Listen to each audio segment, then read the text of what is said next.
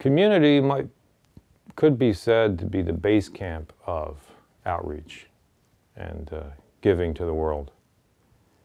Because without that base camp, people cannot see a vision of the future. They cannot see a place where children and older people are taken care of. They cannot see a place where all needs are addressed. They cannot see a place where people give up all their possessions.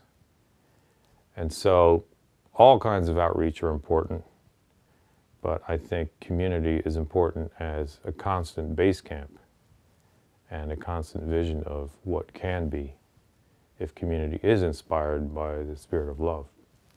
If I want to follow Jesus, I can't do it alone. I need people to tell me when I'm really far away from following Jesus, and I need to be there for other people. It's not a singularity.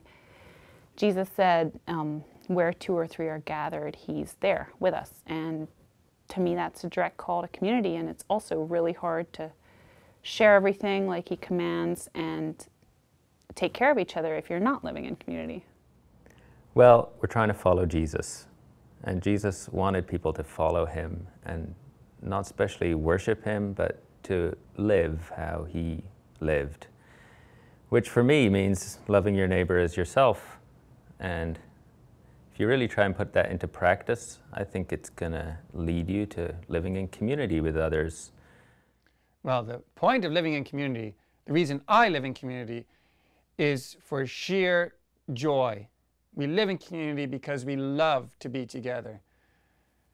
In fact, the more and longer you live in community, the less understandable is the idea of any other way of life, of the isolation of living for yourself, and of trying to amass as much property and goods and power for yourself as you can and for your own family.